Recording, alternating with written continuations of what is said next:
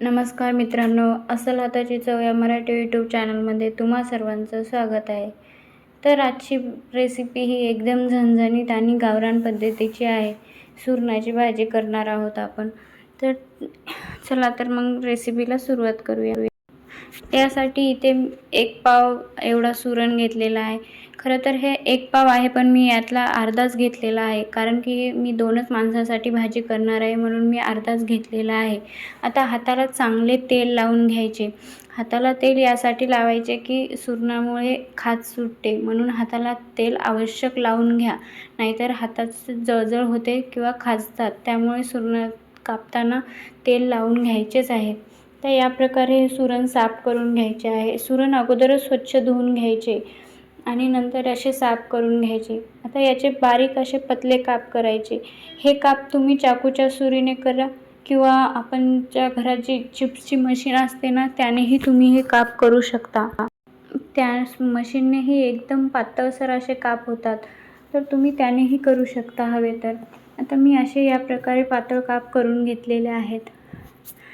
आता मी इथे पूर्ण काप करून घेतलेले आहेत. आता याला आपण थोडेसे तेलामध्ये तळून घ्यायचे आहे. तेलामुळे यासाठी तळायचे मित्रांनो, कारण की सुरणामुळे घशात खसखस होते, म्हणून खवखवते असे. त्यामुळे हे तेलामध्ये नक्की तळून घ्यायचे. जास्त तळून नाही घ्यायचे, पण थोडेसे असे तळून घ्यायचे, कारण की कच्चे नाही राहिले पाहिजे. इथे मी थोडेसे तेल घेतलेले आहे कढईत व ते चांगले तापवून घेतले आणि आता हे तळून घेणार आहे. मित्रांनो, सुरणाची भाजी म्हणले की सगळ्यांनाच भीती वाटते की घशात खवखवते, पण असं काही नाही. असं एकदम छान फ्राय करून घेतले की घशात काहीही खवखव करत नाही. ही भाजी खायला खूपच चविष्ट आणि खमंग लागते. त्यामुळे ही भाजी सगळ्यांना आवडते, पण खवखवण्याच्या भीतीने सगळेच घाबरतात. पण अशा प्रकारे केली तर अजिबात खवखवणार नाही. आता बघू शकता, एवढे डीप फ्राय मी केलेले आहेत. असे तळायचे, यापेक्षा जास्तही नाही तळायचे, मग ते कडसर लागतात. तर आता यासाठी इथे मी 1 मध्यम आकाराचा टोमॅटो, 1 कांदा, थोडंसं सुकं खोबरं आणि 1 लसणाचा गाठा घेतलेला आहे व ते गॅसवर पूर्ण साहित्य भाजून घेतलेलं आहे. तुम्ही हवे तर कढईत तेल टाकूनही भाजू शकता, पण आपल्याला गावरान पद्धतीने करायचे आहे, तर असे गॅसवरच भाजून घ्यायचे आहे. आता टोमॅटोचे साल काढून घ्यायचे आणि हे सर्व मिक्सरच्या भांड्यामध्ये बारीक करून घ्यायचे आहे. मित्रांनो, गावाकडे चूल असते, तर चुलीच्या जाळामध्ये सगळं भाजून घेतात. त्याची चवही खूप छान लागते. पण तुम्ही गॅसवर, आता आपल्याला गॅसवरच करावं लागतं, तर गॅसवरही असे भाजले तर चांगले लागते.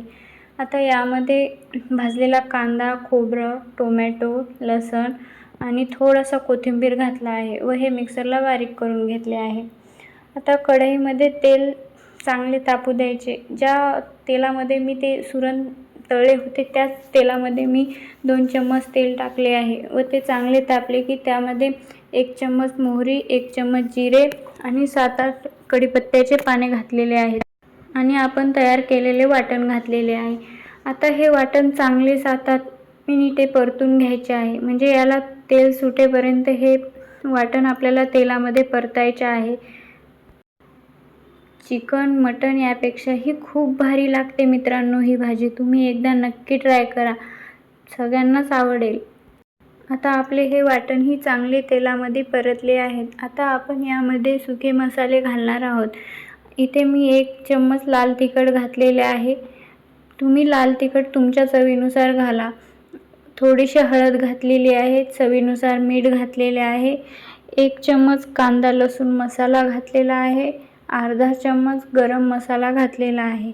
आता हेही मसाले 4-5 मिनिटे चांगले परतून घ्यायचे आहेत. मित्रांनो, यासाठी मी अजिबात कुठले दुसरे मसाले वापरलेले नाही आहेत. जे आपले घरात अवेलेबल आहेत तेवढेच मसाले मी वापरलेले आहेत. एवढ्या कमी साहित्यात ही भाजी एकदम चवदार होते. आता बघू शकता, हे मसालेही आपले चांगले परतले आहेत. आता यामध्ये आपण जे सुरण तळले होते ते घालायचे आहे व हेही 1-2 मिनिटे परतून घ्यायचे आहे, म्हणजे मसाले चांगले सुरणाला व्यवस्थित लागतील. झणझणीत आणि गावरान पद्धतीचीच ही भाजी होते मित्रांनो.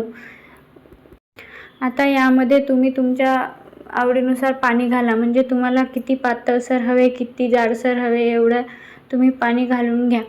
मित्रांनो, खरं तर ही भाजी अशी जास्त घट्टसर नाही तर पातळसरच चांगली लागते, त्यामुळे तुम्ही एकदा पातळसर नक्की करून पहा.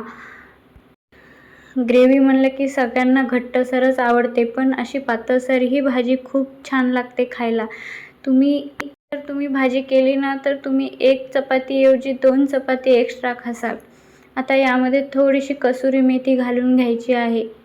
कसुरी मेथीने भाजीला एकदम छान चव येते, म्हणून कसुरी मेथी घालायची. आता 5-6 मिनिटानंतर एक उकळी येऊ द्यायची. त्यामध्ये थोडासा कोथिंबीर घालून घ्यायचा.